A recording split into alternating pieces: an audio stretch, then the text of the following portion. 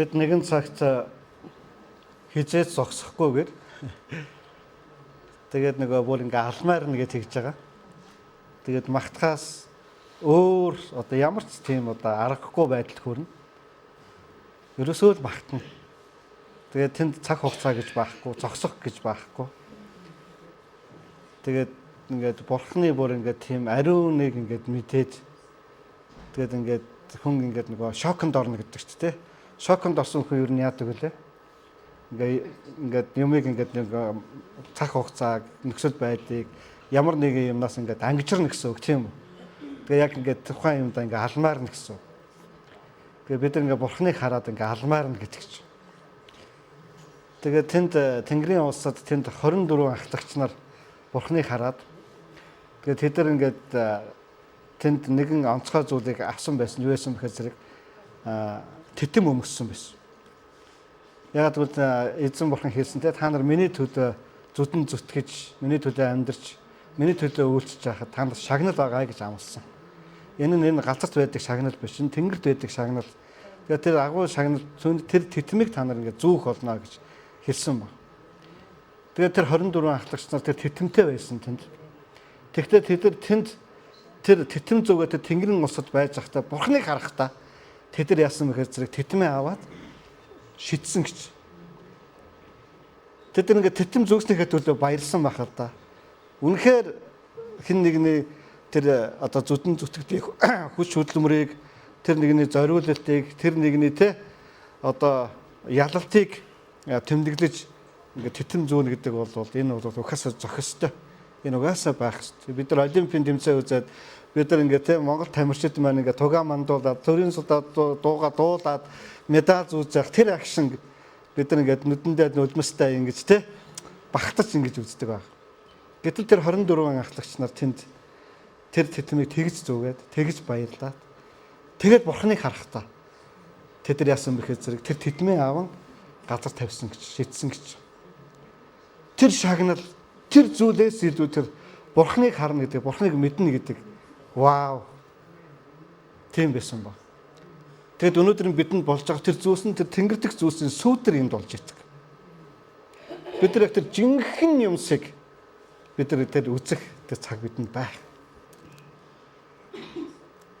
Эзэн бол бодит тэр бол үнэ юм аа.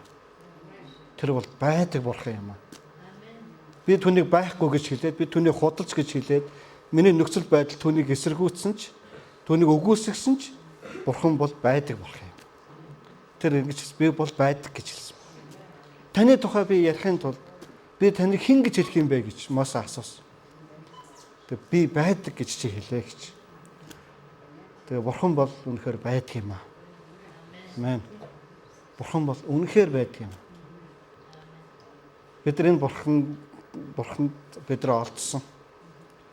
Бид нар энэ бурхнаа эрэлхийж, энэ бурхнаа хайж бид нар амьдарч байна. Бид нар өнөөдөр хэсэгхнийг мэдж байгаа. Гэхдээ нэг өдөр бүгдийг мэдэх өдөр бас байх. Бид өнөөдөр хэсэгхнийг ойлгож байгаа. Гэхдээ бүгдийг ойлгох өдөр баг. Бид өнөөдөр хэсэгхнийг харж байгаа. Гэхдээ бүгдийг харах тэр өдөр бас бидэнд байх. Энэ бол эзэн Есүст итгэж түүний нэрээр аврагдсан хүмүүсийн төлөөх зүйл юм аа. Амен. Бурхан бол байдаг бурхан юм аа. Энэ үгээр энэ итгэлээр бид нар үргэлж урагшилж явах хэрэгтэй. Бид нар ингээд заримдаа ойлгохгүй, бодоогүй, хүсээгүй нүдэ мэдрэх харах, хүлээж авах өдрүүд бас байна л да. Хүнд хэцүү өдрүүд байна.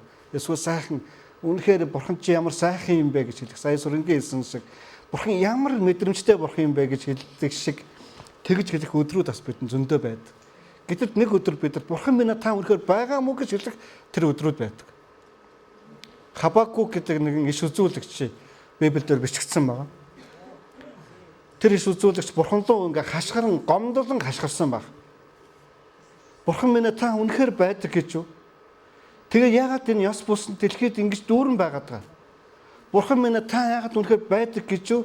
Гэтэл таныг итгэдэг хүмүүсийн амьдралд яагаад тийм цөхрөлт хүнд хэцүү зүйлүүд байгаад байгаа? Яагаад ингэ шудраг бүс нь хождог, шудраг нь ингээд хохирдог ийм байгаа юм бэ гэж. Яагаад ингээд юм ингээд Бурхан байгаа болвол ингээ юм өөр байх ёстой штэ гэж ингэж хашгирсан Хабакук гэдэг нэг иш үзүүлэгчийн тэр залбирдаг бид нар Библиэс уншдаг. Тэгээ сүүлдээ тэр Хабакук гэдэг иш үзүүлэгч нэг зүйлийг хэлэн тунхагласан байдаг. Ягаад гэвэл тэр гомдлынхын хариуд, тэр цөхрөлийнх нь хариуд Бурхан үгээ хэлсэн. Бурхан өөрийгөө батлан харуулсан. Тийм ба. Тэгээд тэр сүүлдээ ингэж хэлсэн. Юу гэж хэлсэн мэхэл зэрэг малын хашаанда хоньгүй, арай бууданы хашаанда үр тариагүй. Тэгээд бүх юм хоосон байсан ч би эзэн Бурхандаа баясаж би түүнийг магтан дуулах болно гэж. Бид нар хүн юм болохоор ингээ байгаа ингээд болж байгаа юмараа бид нар ингээ хөдөлгддөг, амжилтаараа хөдөлгддөг, амжилтгүй байдлаараа хөглөгддөг. Тэгээ бид нар ингээд дээш доошоо болж ингэж явж идэг. Гэтэл яг Бурхныг яг хаагаад, Бурхныг таньж мэдээд яг Бурхантай уулзсан яг тэр цаг үед бид нар ингээд сэтгэл хөдлөлийн мэдрэмжинд авчдаг байдууд маань ингээ багасдаг.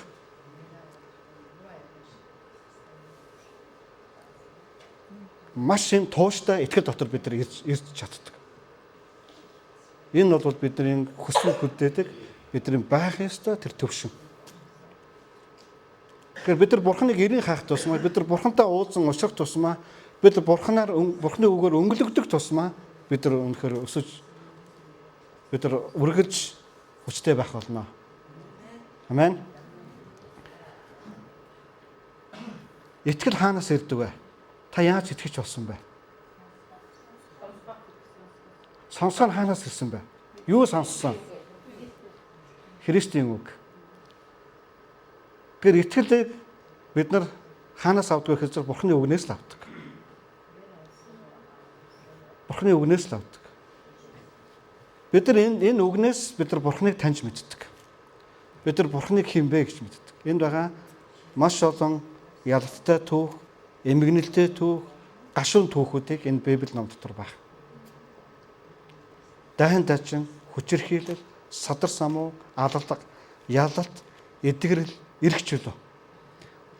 Энэ ном бол амьд ном. Энэ дотор бүх зүйл байх. Унат босот байх, хагарал, тэмцэлдэн байх. Эвдрэл сүрэл байх. Бүтээн байгуулалт, босголт, уран зоригийн дотор бас байдаг. Бүх зүйл энэ дотор байна. Харин хизээ нэвдэрч, хизээ бүтээгдэж, хизээ нэвлэлтэнд нэгдэж, хизээ хагарагддаг вэ гэдгийг бид нар эндээс сурдаг. Яагараа нэвлэлтэнд нэгдээд, яагараа хагарч бутраад байгаа гэдгийг бид нар эндээс суралцдаг. Гол шалтгаан нь яг юу юм бэ гэдгийг бид нар энэ Бурханы үгнээс бид нар мэддэг байна. Тэгээд энэ үгийг унших тусмаа бидний итгэл өнгөлөгддөг. Итгэл ингээд өнгөлөгддөг. Манай нэг аав ах юм маань эхнэр нэг ихч байдаг байж үлээ. Тэгээд тэдний гит ингээд яваад орохоор зэрэг дээхэн үеийн одоо манай ах ихнэр бол одоо мэдж байгаа нөгөө нэг юм хөнгөн цагаан данх тэ сав суулга ингээд юу. Тэгээд тэр ингээд айлд ингээд орохоор одоо цэцмаагш ингээд танинда манай Жаданбай ахын эхнэр Беда гэдэг ихч байсан. Одоо их уулын одоо юу нэ тий одоо усын нач оргилын ээж. Тэгээд тэднийх ингээ манай аав ахын эхнэр байхгүй юу. Тэгээд гэртэнд ингээ яваад орохоор галцал. Тэр хөнгөн цагаан данх тэгж өнгө ордгийг. Тэр сав суулга тэгж өнгө ордгийг. Ингээд ингээ харддаг. Үнэхээр галцал. Тэгээд тэр галцал байлгаж байгаа гол зорилго нь ерөөсөө зүлэгдэг ачдаг.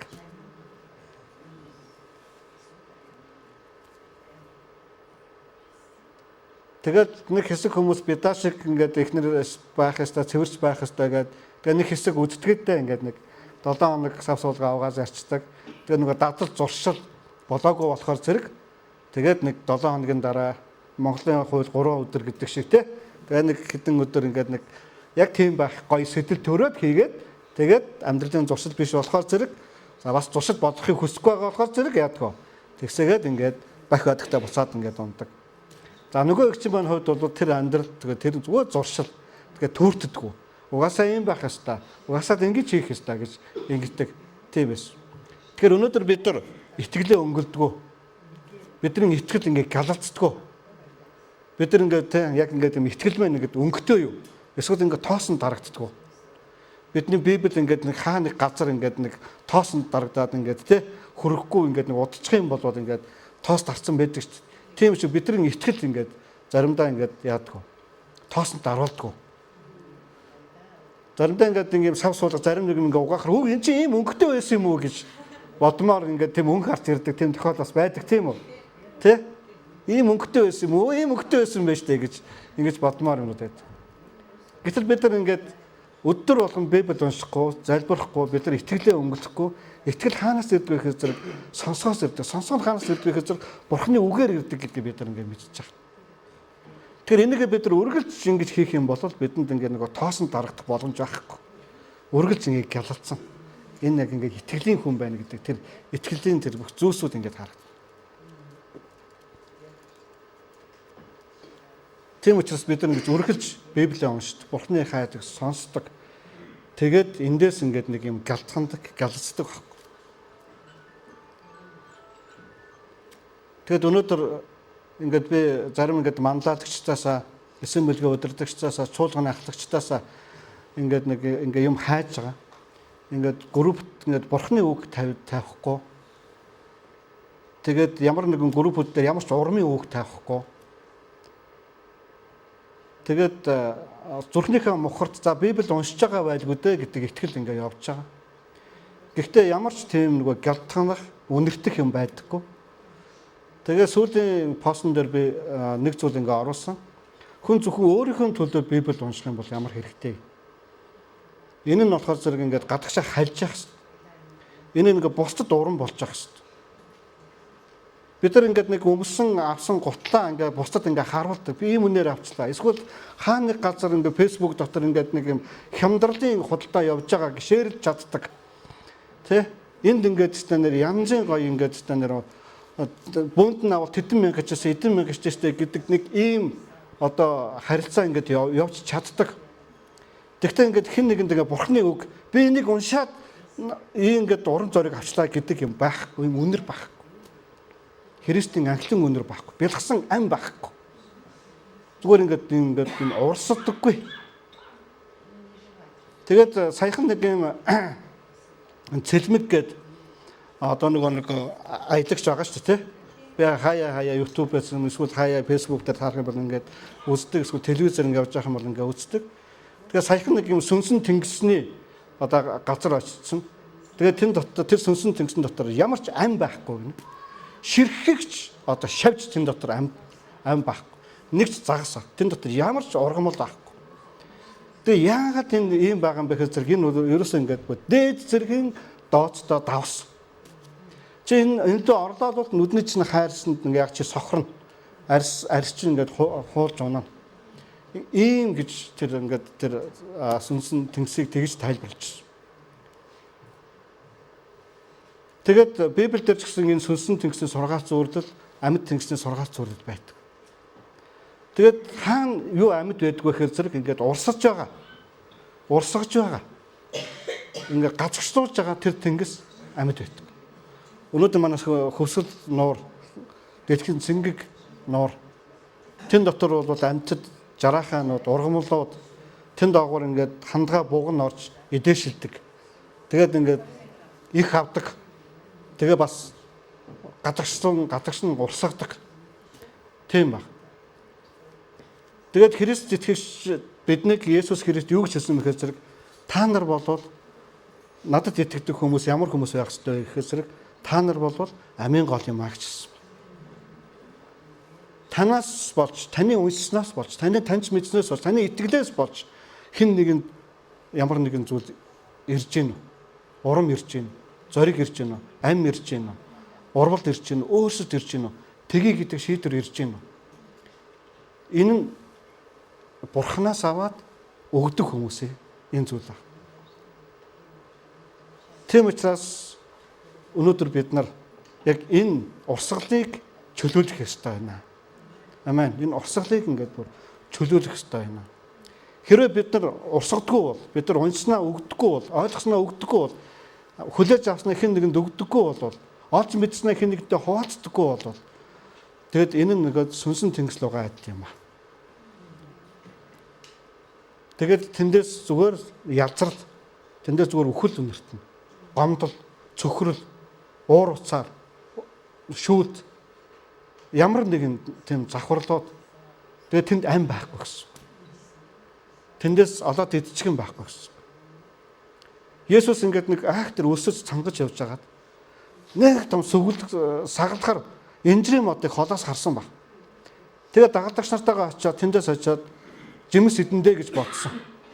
Тэгээд жимс хаагаад тэр инжирийн модоос жимс олоогүй. Тэгээд хизээч хинч дахиж энэ инжирийн модноос жимс битгий дээрээ гэж. Итгэхгүй байх болтугай гэж. Тэгээд тэр дахиж зүр жимс өгөхгүйгээр тэр мод хухаарч. Нэгэн цэцэрлэгч цэцэрлэгтээ нэг мод тарьж. Тэгээд цэцэрлэгч нэг өдөр ирээд уян цэцэрлэгт ингээд зай хэзлж байгаа энэ нэг мод байна. Зай хэзлээд байна. Тэ? Зай хэзлээд байна. Тэгээд цэцэрлэг ачдаг хүндээ энийг одоо ингээд булгалаад тайраад энийг одоо энэ талбайгаас авч хаяараа гэж хэлсэн баг. Тэгээд нөгөө цэцэрлэгчийн ажилчин нь гуйсан баг. За би нэг хөрсөнд сэрэгжүүлээд үзье. Би нэг дахиад туслаад үзье. Би дахиад энд ингээд нэг ямар нэгэн тийм арга хэмжээ аваад үзье. Тэгээд би ингээд үзье, бордоод үзье гэж. Энэ сургаал зөвлөлт Библиэлд байдаг те. Тэгээд цэцэрлэгч за тэгж хийгэрээ. Тэгээд нөгөө ажилтан ингэж хэлдэг. Хэрвээ болохгүй бол булгалаад хайчих. Аваад хайчих.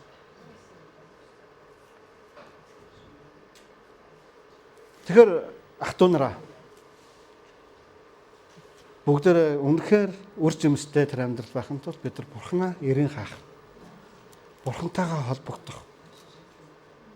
Түүнийг хүслийг эрен хаах гэдэг бол маш чухал юм аа гэдгийг та бүхэндээ урамшуулж байна. Хэдэн Библийн ишлэл бүгдээ уншия, хэдэн түүх уншия. Бид нар намраас хойш хаадын номдууд, шаштрын номдуудаас хаадуудын түүхийг ингээд судалж байгаа тийм. Тэгээ би хэд хэдэн хаадуудыг бас дээж болгож нэм гаргийнхаа цуглаандаас ингээд хуваалцж байгаа. Йехошафат хаан гээд, Саул хаан, Давид хаан гээд хуваалцсан. Йехошафат хаан болохоор зэрэг яасан бэлээ? Үнэхээр сэргэн мандлыг ус орондоо авчирсан агуу хаан. Илгээлтийг дэмжсэн. Юуда ус орнд тэр чигээрээ бурхны үгээр дүүрс ард түмэнтэйгээ нялхастайгаа бурхныг эрен хайгаад мацаг барьж ирсэн. Тийм агуу одоо сүнслэг сэргээлтийг ус орондоо авчирсан хаан бол энэ Йехошафат хаан байсан. За тэгээд тэрнээс хойш бол ингээд хаадлууд тэрнээс өмнөх хаадууд ингээд уналт босоод янз бүрийн зүйлүүд байсан. За бүгдээр хамтдаа Уйза хааныг уншия. Юудагийн бүх ард түмэн 16 настай байсан Уйзаг түүний эцэг Амазигийн оронд хаанаар хөргөмжилжээ. Тэрээр хааныг эцэг өвгдийнхээ хамт нойрсны дараа Элотыг сэргээн босгож Юудад дахин нэгтгэв. Уйза хаан болохдоо 16 настай байсан бөгөөд Иерусалимд 52 жил хаанчилжээ. Түүний эхийг Иерусалимын Иколия гэдэг байв. Тэрээр эцэг Амазигийн хаан хийсэн бүгдийн дуурай эсний мэдлмид зөв зүйтэйг үлдэв. Бурханаас эмээхийг сургаж байсан Захариагийн өдрүүдэд тэрээр Бурханы гэрэл хэлсээр байв. Тэрээр эзнийг эрэлхийлэх тусам Бурхан түүнийг амжилттай болговаа гэж. За энэ Уйза гэдэг хаан түүний эхлэл нь ямар байсан бэ? Тэр 16 настайдаа хаан болсон. Нэлээд урт хаанчилсан. 52 жил Юудаг хаанчилсан. Энэ одоо агуу хаан байсан байна. За тэр хоёр зүйлийг амьдралдаа маш их чухалчилж байсан. Эцэг Амазигийн хаан сайныг нь дураасан. Өмнөх Амази хааныг судлах юм бол сайнтай муутай байсан. Муутай дууссан. Гэхдээ энэ эцэг Амазигийн хаан зөв зүйтэйг нь даган дураасан гэж. За хоёр дахь зүйл нь болохоор зэрэг энэ Өөзөө хаан юу хийсэн гэж байна? Хэний өдрүүдэд амьдарч исэн гэж байна? Захария гэдэг хүний өдрүүдэд амьдарч исэн гэж байна. Энэ Захария гэдэг хүн нь ямар хүн байсан гэж байна? Энэ хүн ямар хүн байсан гэж байна? Бурханаас эмээх үг сургадаг, номлодог хүн, заадаг, иш үзүүлдэг, сургадаг, одоо багш хүн, номлогч хүн, одоо элч хүн, одоо хэн байдгийг те ямар хүн байдлаар ингээд энэ Бурханаас эмээхийг зааж өгдөг хүн байсан байна. Тэгэхээр тэр өдрүүдэд хэн Бурханыг эрэлхийлсэн гэж байна? Өөзөө хаан Бурханыг эрэлхийлсээр байсан. За эцэг Амазиахаа сайныг дураасан Захариагийн өдрүүдэд энэ Захариагаар яасан гэсэн үг вэ? Сургагдсан гэсэн үг. Энэ Захария гэдэг хүн түүний амьдралд маш том нөлөө үзүүлсэн гэсэн үг. Түүнээс номлол сонсож, түүнээс үг сонсож, Бурханы тухай сонсож, Бурханаас эмээх үг заалгаж, тэ ингэж одоо тэр хүний өдрүүдэд энэ хүн Бурханыг эрэлхийлж исэн байна. За Бурханыг эрэлхийлэхэд би хайчнаа. Би мэднэ гэдэг юм бол байхгүй шүү. Тэ? Надад сүм хэрэггүй, надад номлогч хэрэггүй, надад пастор хэрэггүй, надад эсэм бүлгийн удирдагч хэрэггүй. Эсвэл өмнө нь явж исэн, тэмцэлдэж исэн итгэлийн эцгүүд хэрэггүй гэж бас хэлж болохгүй шүү. Тэдний хийж исэн мөрөн дөр нь гიშгэх, даган дуурайх, сайныг нь дуурайх гэдэг юм бол бидний амьдралд маш чухал. Энэ хоёр зүйлийг хийж байгаа хүн бол Бурханыг эрен хайж байгаа хүн. Бурханыг эрен хайж байгаа хүн. Таны амьдралд танд заа сургадаг хүн та амьдралдаа хүлээн зөвшөөрсөн үү? Та би энэ хүний энийг л дуурандаа гэдэг үлгэр дуурайлаа болгосон итгэлийн эцэг хүн танд байна уу? Энэ хоёр чухал зүйл та амьдралдаа хийж байгаа юу? Түүний үе өнгөрсөн. Амазиагийн үе өнгөрсөн. Одоо миний үе гэж Өөзөө хаан цээж дэлдсэн үү? Одоо би өөрөө явна. Тэр өмнөх үед хамаагүй гэж хэлэх үү? Үгүй. Эсвэл надад Библи байна. Би тэгэл залбираад Бурхантай Библийг уншаад залбираад болоо. Надад хэн нэг миний амьдралд надад зааж сурахыг, зөвлөхийг, номлохыг эсэргүүцэх үү? Ийм хүмүүс Бурханыг хайхгүй байгаа гэсэн. Эсвэл итгэлийн замыг даган дуурайхгүй байгаа хүмүүс Бурханыг хайхгүй байгаа гэсэн. Тэгээд энэ хүн Өөзөө гэдэг хаан яасан гэж байна? Бурханыг эрэлхийлсээр байсан гэж. Бурханыг эрэлхийлсээр байсан гэдэг нь Захариад чихээ өгсөөр байсан гэсэн үг. Өвгд эцэг өвгдийнхээ замыг нягтлсаар байсан гэсэн үг. Юун дээр хунлаа, юун дээр алдлаа, юуг сайн хийлээ гэдгийг нь дагсаар байсан. Амазиагийн сайныг нь дагсан гэсэн үг. Тэгээд Захарияд чихээ өгсөн. Амьдралдаа оруулсан. Хүлээн зөвшөөрсөн. Олон хүмүүс ингээ амьдралдаа хэн нэг амьдралдаа ингээ оруулсан гэж заримдаа ингээ боддог. Гэтэл оруулаагүй л хийчихдэг. Петр Есүс ирээд өмнө нь суугаад хөлийг угаая гэхэд Петр үгүй шүү. Та миний хөлийг угаахгүй шүү гэж хэлж ирсэн. Тэгээд Есүс өгч хэлсэн мэхээс зэрэг чи тэгвэл надад огт хамаагүй хүн болно гэж хэлж ирсэн. Огт хамаагүй хүн. Тэгвэл та намайг бүр бүтэн мэйг минь ухаагаарай гэж Петр бүр тэгжсэн байгаа те. Тэгвэл бүр ингээ Есүсээс хамаагүй болчихоос яасан. Айсан. Тэгээд хүмүүс ингээ заримдаа ингээ амьдралаа ингээ хамаатуулахгүй юм та ингээ амьдэрдэг. Энийг тэр хүн мэдж байхад болно. Энийг тэр хүн мэдж байхад болно. Нэг удаа өмнө удаа хахад нэг хүн нэг бизнесмен эгч маань ирээд пастраа залбируулмаар байна гэл. За тэгье гэв. За тэгээ юунад л ингээ залбирах вэ гэдгсэн. Тэгээд хэлээр ингээд нэг юм чулуу гарах гад. Ингээд залбируулмаар байна. Амжилттай болоосаа гэж ингээд залбирч өгөөч. Тэгээд миний хувьд нөгөө ихчээг ингээд бодоод ингээд эхлээд залбирах сэтэл ингээд төрсөн. Тэгээд заа тэг ихчээ гэсэн. Би таны ажил биш амжилттай байгаасаа чуулганах итгэгчийн төлөө залбирлгүй яах вэ? Тэгээд ингээд залбирах гэсэн чинь ариун сүнс эсэргүүцсэн. битгий залбир. Харин ч одоо өөр юм хийх ёстой. Тэгээ за ихчээ ингээд залбирахгүй. Яагаад залбирахгүй? Юу болов?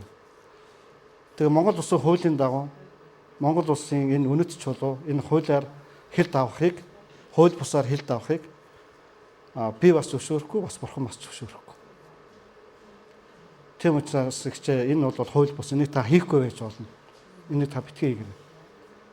Тэгээд тэр үедээ ингээд жоохон гайхс хийгээд тэгээд өнгөрөөс. Тэгээд дахиж цуудаан дээрээс ирээгүй. Тэгээд сүнслэг удирдагч хүн гэдэг бол чамайг оруулахгүй эсвэл чиний төлөө залбирахгүй гэх тэм эрх мэд бас байх ёстой юм. Тэгэл бүхэл ингээд залбирлын сэдвүүдийг бүгдийн одоо сүнслэг удирдагч хүн өрөөх ёстой, залбирах ёстой байх юм бол бас сайн биш. Ингээд бүр гар тавихтаа үртэл энэ дээр ингээд мэдлэгтэй байх ёстой гэдгийг Библи ингээд бидэнд зааж өгдөг. Тэгээ бүр итгэж бус хүмүүс одоо зарим ингээд гой сүмийн гэрлэлт гоё гэж бодоод ингээд тэр хөтөлбөр ингээд тэр залбирал өрөөл нь гоё санагдаад итгэж биш хүмүүс ирээд ингээд сүмийн удирдагч нараар өрөөлгөөд ингээд хормоо хийхийг ингээд хүсдэг тохиолдол бас баг. Тэгээ пасторууд үгүй.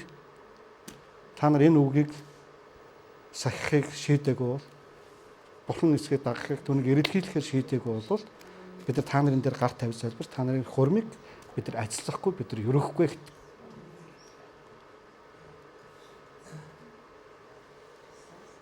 Тэгээд бидний амьдралд ийм сүнслэг удирдагч байна гэдэг бол маш том өрөөл юм аа.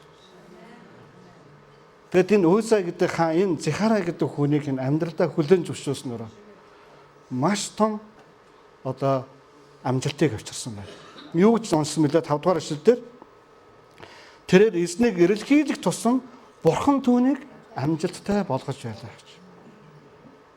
Яг үүндээ бид нар амьдралдаа ийм зүйл хүсэж байгаа үстэй амжилтыг хүсдэгтэй амжилтыг бид нар бурхангүйгээр хийх гээд байдаг.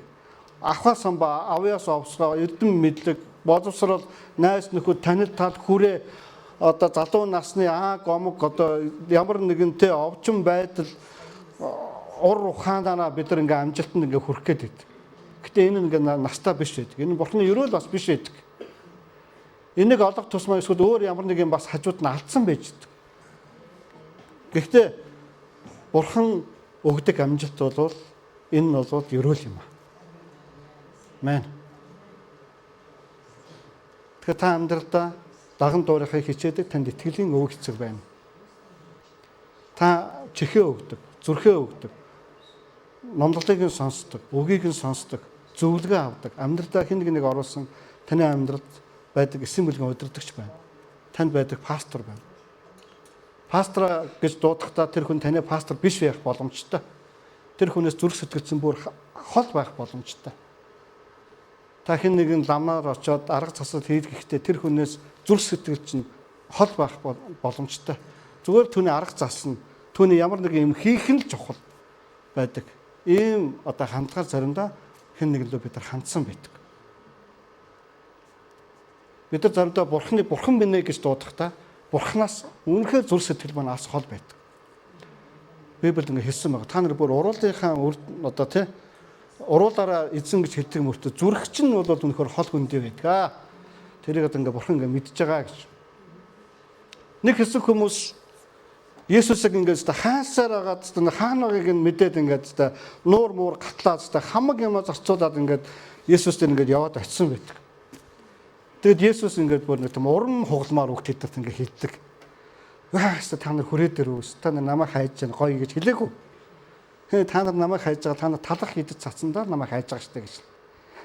Үнэхээр ус хасгсан үг. Тэд нар ингэж яг Есүс яг гэж хэв, яг бурхан гэж хэв. Яг түүний гайхамшиг, түүний тэр нэг 5,000 хүний хооллсон л хэн нэгэн тэр хоолтой унттай болсон л тэдэрт нэг маш тийм чухал байсан. Есүс тэдний зүрхийг хандхыг мэдчихсэн. Та нар өнөхөд талханасаа л болж намайг хайж ирлээ дээ гэж хэлдэг. Тэгээ бид нар заримдаа ингээ бурхныг хайж байгаа тэр хандлага маань яг ямар вэ? Зарим хүмүүсийн амьдралд хэн талханыхын төлөө гарын үсэг зурдаг вэ гэдэг нь маш чухал байдаг. Тэгээ тэр хүний үг түүний амьдралд орж ирэхийг заримдаа зөвшөөрт. Энэ бол одоо их миний амьдралд нөлөөтэй хүн биш. Надад нэг талтахны төлөө нэг гарын үсэг зурч чадахгүй хүн гэж ханддаг тэр сүнснүүд байдаг. Тийм хандлагууд бас байдаг. Яг энэ бурхны хүндэ гэдэг тэр хүлээн зөвшөөрөл ямар нэг хин нэг нь баг. Тэгэхээр энэ Уйса гэдэг хаан энэ Захар би бол хаан. Өмнөх зарим нэг ингээ хаадууд бүр ингээ тахилчдыг тэр бурхны хүмүүсийг өстө нэр үл огоосон хаануудаас байгаа шүү. Би бол хаан. Тэгээ бүр тэнийг ч ингээ зүрхэндээ оруулахгүй, чихэндээ оруулахгүй, үг сонсохгүй тийм хаадууд байсан.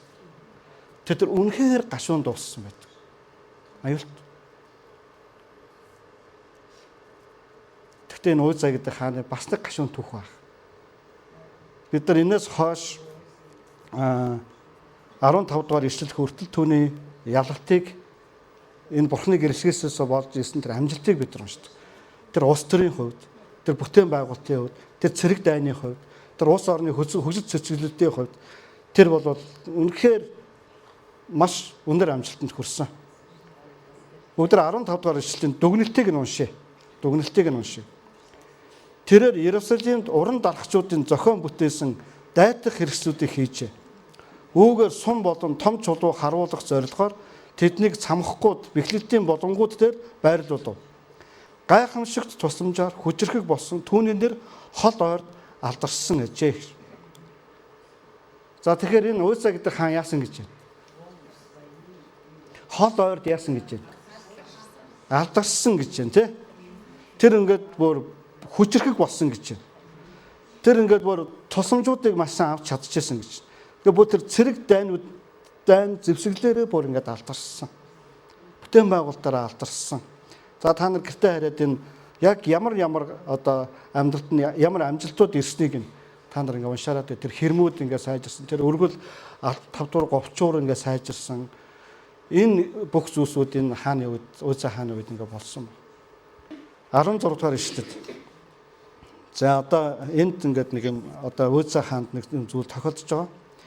Гэвч хүчрхэг боломгцоо түүний зүрх сэтгэл ихэд бардан болсноос болж тэрээр завхарч өөрийн бурхан эзний эсрэг харш юм хийв.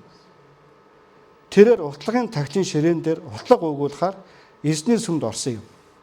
Түүний араас тахилж Азария болон түүнтэй хамт зоригт ирс болох эзний 80 тахилж орсон билээ. Тэд Уйса хааныг эсэргүүцэж түүнд Уйса эзэн утлаг өгүүлэх нь чиний үүрэг биш ээ. Харин утлаг өргөхөөр ариусгагдсан аарны хөвгүүд болох тахилч нарын үүрэг юм аа. Ариун газраас гарахтун учир нь чи хар шим өөдсөн бөгөөд эзэн бурхнаас хүндэт хүртэхгүй болно гэв. За одоо ингээд Уйса чинь нэг бурхныг эрэг хайсан уу? Хайсан. Түүний амьдралд нэг чиг чухамаа болгосон итгэлийн эцэг байсан уу? Байсан. Сайныг нь дуурайсан. Хажуудаа амьдралдаа бурхны хүнийг оруулсан уу? Чихээ өгсөн. За тэгээд тэр ингээд сургагдсан тэр амьдралаараа тэр яваа бурхныг эрэг хайгаад тэгээд түүний нэр төгөж алдарсаж тэр үнэхээр ингээд төгсөн баг. Энэ зүйл нь түүнд юу авчирсан бэхээр зэрэг бардамнал авчирсан. Тэгээд тэр бардамнаад тэр яасан бэхээр зэрэг хийх ёсгүй юм а хийсэн. Хийх ёсгүй юм а хийсэн. Мосегийн хуулинд Библиэлд юу гэж хэлсэн бэхээр зэрэг эзний өргөнд эзний сүмд ариунаас ариун газарт жилд нэг удаа тэргүүн тахилж ороод энэ нь болохоор зэрэг удам угсгайг нь заагаад өгсөн, овг амгийг нь заагаад өгсөн. Левийн овгоос аарны хөвгүүд тэд нар л энэ тахилж хийж болно, тахилж хийж болно. Тэд нар эзний өргөнд утлаг өгүүлж болно. Тэнд энэ зүйлсүүдийг хийж болно. Тэнд хүндэтгэл өргөж болно гэдгийг заагаад өгсөн. Ийм хуультай байсан. Тэгээд энэ бардан болсон энэ хүн яасан бэхээр зэрэг юуг зөрчсөн бэхээр зэрэг эсний үгийг зөрчсөн. Тэгээ тахилч нар 80 тахилч нар ингээд ятгсан. Биш ээ. Таны хийх ажил биш шүү. Таны хийх ажил биш шүү. Ингээд энийг хийх юм бол та ингээд хүндэтгэлээ алднаа. Бурханаас юм алднаа гэж. Бурханаас юм алдна гэж. Бурханаас юу алдаж болох вэ хүн? Бурханаас юу алдах вэ? Бурханы оршихуйг алдах. Бурханы тааллыг алдах. Адам Ева хоёр юуг алдлаа? Бурханы оршихуйгаас явсан. Гэв нүгэл дотор унсан тэр нэгэн өчүүхэн хаан Бурханаас юуг гуйн хашгирлаа? Давид хаан оршихуйгаас та намайг битгий холдуулаарай. Оршихуйгаар та битгий аваач. Тэр хаан ширээнээс нэр алдраасаа зуураагүй. Тэр ерөөсөө бурхан минь ээ. За одоо хаан байлгахаа байж болно гэсэн утгатай энэ залбирлна. Ямар нэгэн тийм эд баялаг, ямар нэгэн тэр минут нь түүний амьдралаас авагдаж болно. Харин нэг л юм миний амьдралаас авагдаж болох. Энэ таны оршихуй гэж. Таны оршихуйгаас л та намайг битгий холдуулаач. Авралынхаа баяр баясгалан надад цутгаж өгөөч. Энэ хоёр зүйл Бурханы хайдаг хүмүүсийн дотор зуурах ёстой хоёр зүйл. Бурханы оршихуй, авралын баяр баясгал. Заримдаа бид нэг тийм авралын утгагүй, авралын үнцнийг утгагүй, мөнх амийг утгагүй болгодог. Үнгүүдүүлдэг, тоосон даруулах гэдэг. Мөнх амьдралыг, авралыг бид нар тийм баяр хөөрө болохгүй болчиход байна. Энэ нь ингээд нэг цээжний баяр багтал биш болчих гээд байна. Энэ нь бүх бусад шашнуудаас өнгөлдөг тэр гоц гойд юм а бид нар юмны доогор хийчих гээд байна. Баяр баясгалангаа хийчих гээд. Алдаж болохгүй, асгаж болохгүй. Өхөн хатан зуурах ёстой, тэмцэлдэх, эрэг хайх ёстой юм нь Бурханы оршихуй байна. Энийг бид нар өөр юмар сольчих гээд байна. Тэр Бурханы оршихуй тэр гоо үзэгсэн, Бурханы оршихуй тэр нандинг тэр үн цэнийг бид нар мартчих гээд байна. Тэр бясалгалыг, тэр үгийн судлалыг, тэр Бурхантай хамт тэр байх зэрэг цагийг, тэр магтаал, тэр оршихуйг бид нар үндэхгүй очих гээд байна. Энэ бол тэгээд дахилч нар сануулж Бурхан хүнддэхээ байч шүү дээ таныг. Гэдг нь Бурхан танаас татгалзна гэсэн үг. За ийм зөвлөгөө, ийм одоо анхааруулга ингээд сануулга амьдралд нь ирсэн. Тэгээд Өөзөө хаан юу болсон бэ? Харин Өөзөө утлаг өргөхөөр утлагын бойбрыг гартаа барин уурлан хэлгэнжээ гэж. Түүнийг тахилч нарт уурлан хэлгэнэж байх үед духан дээр нь оюун өвчин гарчээ. Энэ нь тахилч нарын өмнө эсний өргөөнд утлаг уугуулдаг тахилчийн ширээний хажууд болсон билээ. Ахлах тахилч нар Азария болон тахилч нар бүгд түүн рүү ирэхдээ харагтун тэр духан дээрээ оюун өвчтэй болсон байв. Тэд түүнийг тэндээс түргхэн гаргажээ. Эзэн түүнийг цогсон учраас Өөзөө өөрөө ч бас гарах гэж яарвчлав. Өөзөө хаан өөхөх өдрөө хүртэл оюун өвчтэй байж оюун өвчтэй тул тусдаа өргөөнд амьдарчээ. Учир нь тэрээр эсний өргөөнөөс талцагдсан юм. Түүний хүү Йотам хааны гэрийг захиран улс орныхаа хүмүүсийг шүүв. Өөзөөгийн бусад үйл хэргийг эхнээс нь төсөл хүртэл Амозын хүн иш үзүүлэгч Исая бичсэн билээ. Ингээд Өөзөө эцэг өвгдийнхөө хамт нойрсонд тэр оюун өвчтэйгээд түүнийг хаадад хайрладаг бушны гадна талбайд эцэг өвгдийнх нь хамт нутаглуулжээ. Түүний хүү Йотам оронд нь хаан болваа гэж. Библи хэлэхдээ аливаа юмсын төгсгөл нь эхлээсээ чухал юм аа гэсэн байдаг. Энэ хаан болохдоо 16 настай хаан болохдоо сайн ихс. Сайн зүр дүнд хүрсэн. Гэтэ өчүүхэн нэг ялаа, ногоон ялаа ингэж нисэж явж байгаад төмбөн дүүрэн тостой өнөт тосыг өмхөөрүүлж чадна гэж.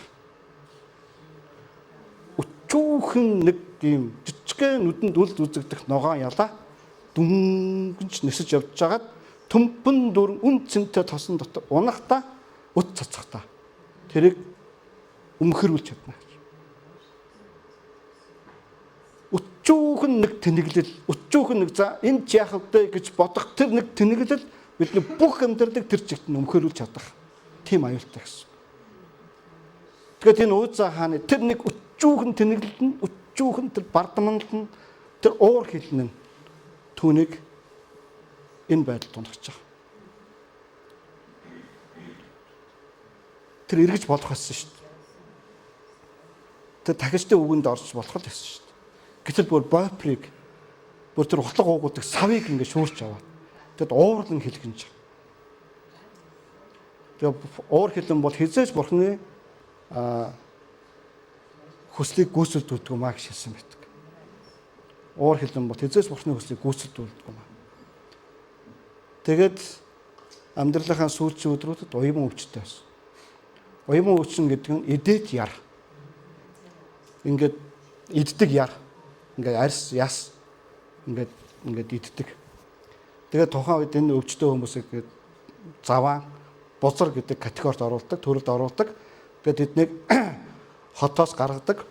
Хоорон өөр одоо агууд юм уу, эсвэл ямар нэгэн газар. Одоо энэ яг хаан хүн байсан учраас, баян хүн байсан учраас ард түмнэн түүнд ингээд өргөө барьж өгöd ингээд тусад нь өргөөнд амьдруулж байна. За нэг ядуу дорд хүмүүс бол хотоос зайлуулагдаад тэгээд нэг юм агуу нөхөнд тэгээд хүнтэйч таарч болохгүй тэгж амьдрах ёстой байсан.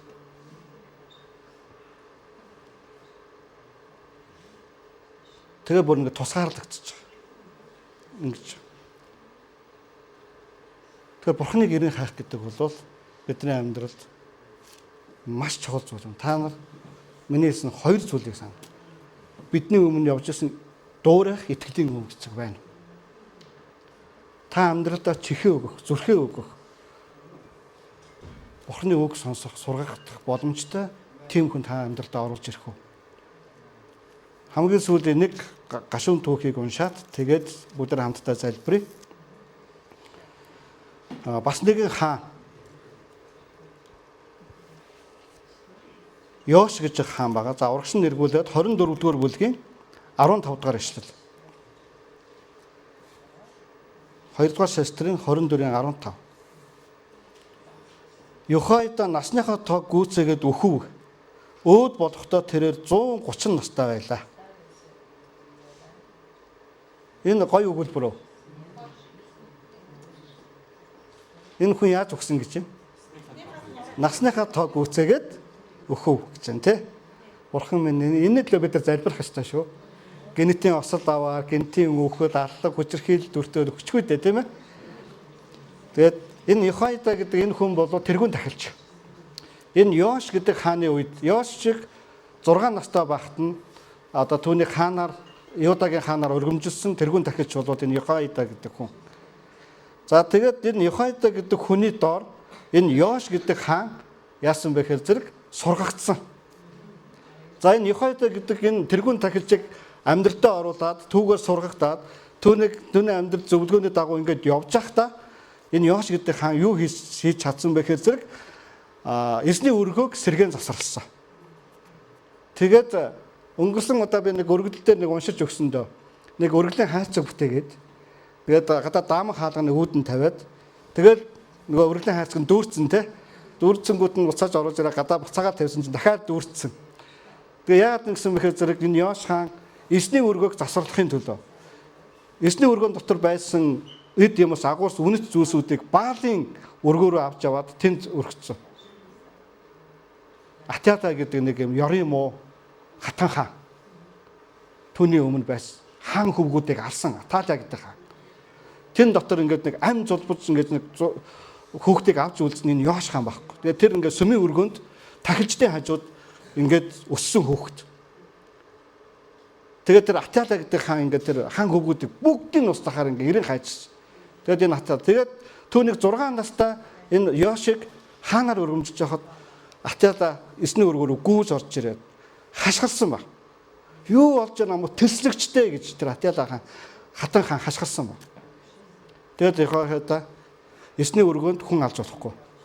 Энэ Аталяг дагуулж гараад хөндөд аваачиж түүнийг алах ёстой гэж. Тэгээд Йош гэдэг энэ хүү 6 настайтай хаан бол. Тэгээд түүний тэрүүн тахилч нь 130 хүртэл амьдэрсэн. 130 нас хүрсэн. Насныхаа тоог гүйцээсэн хүн байна. Маань түүнийг Давидын хотод хаадын дунд нутгалуулсан билээ. Учир нь тэрээр Бурхан ба түүний өргөнд Израильд сайныг үлджээ. Гэвч гэдэг үгийг одоо бүгд хараарай. Гэвч Йохойдаг өөд болсны дараа Юудагийн төшмөд ирж хаант мэхийсэн хаант тэднийг сонсов. Тэд эцэг өвгдийнхээ бурхан болох эсний өргөөг орхин Ашаригийн модон шам болон шүтээнүүдэд үйлчилжээ. Тэдний эм гин бургийн улмаас Юуда болон Иерусалим дээр ял бууж ирвэ гэж. За үг сургадаг, Библи заадаг, номлодог тэргүүн тахилч нь өнгөрсний дараа гэж.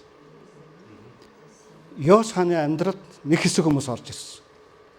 Тэд нь шүтэн шүтдэг. Баалд мөрөгдөг төшмөдүүд. Йош руу орж ирсэн. Тэгэд Йош яасан гэж тэднийг сонсов гэсэн байгаас тэднийг сонсов гэж. Итгэл нь хаанаас ирдэг вэ? Сонсох нь хаанаас ирдэг вэ? Бурхны үгээс ирдэг. Бид нар юу сонсож байгаа даа? Үнэхээр болгоомжтой. Та нарт үнэхээр шүүлтүр байна уу? Төшмөдүүд нь нэрээд Йош хаанд нөлөөлж шít. Тэгээд тэр ус үндэстэн завхралд унж шít. Шүтэнд гүйлчилж шít, мөрөгч шít. Бурхан минь өнөөдөр бид нар юу сонсдог вэ? Хинтээ юу ярилцдаг вэ? Танд үнэхээр итгэл өгөхөр хүн юм ярьж байна уу? Итгэлч унахаар юм ярьж байна уу? Энэ дээр ингээд бид нар маш том болгоомжтой байх хэрэгтэй гэсэн үг. Бурхныг эрен хайдаг хүн Бурхныг л эрен хайдаг юм аа. Бурхны үгийг л эрен хайдаг. Бурхны хүмүүсийг л эрен хайдаг юм аа.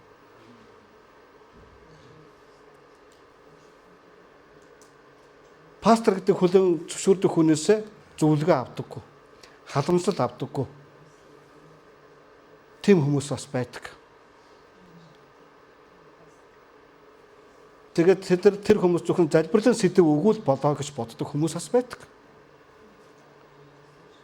Тэгээд нэг л лактор гэж залбирч байгаа ёстой пастраа гэсэн хүмүүс бас байдаг.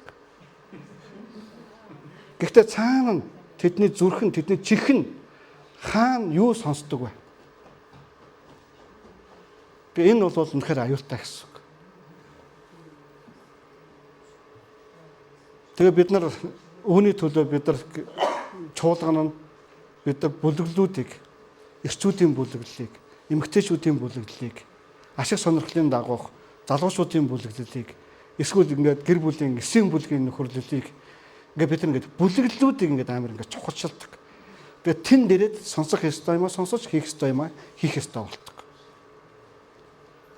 Гэтэл шал өөр газар байх ёсгүй газараа байхыг эрхмэлдэг, хийх ёсгүй юм аа, хийхийг эрхмэлдэг. Тэгээд сонсох юм аа, сонсдог. Тэгээд бохирддог. Тэгээд бохирддог. Тэгээд бохирддог.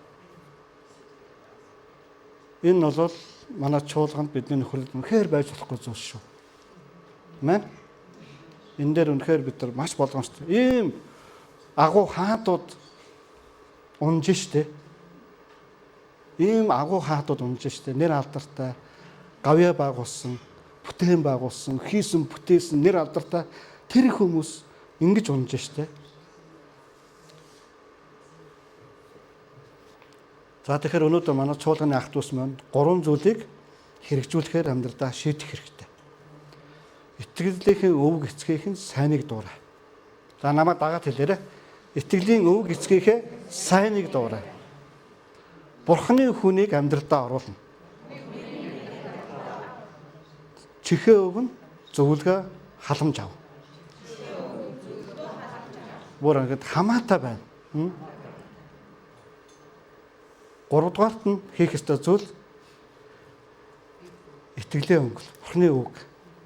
Сонсохоор нь хаанаас илээ? Бурхны үгнээс. Итгэл нь хаанаас ирдэг вүлээ? Сонсохоос ирдэг. Та итгэлээ өнгөтэй байлгамаар байна уу? Итгэлээр өсмөр байна уу? Хүчтэй итгэлийн хүн баймаар байна уу? Ямар ч гарцгүйгээр Бурхны үг. Энэ итгэлийг чинь өнгөлж өгнө. Хамгийн ихний сонголт энэ байх хэрэгтэй. Маань бид нар хамтраа суулгаасаа босъё.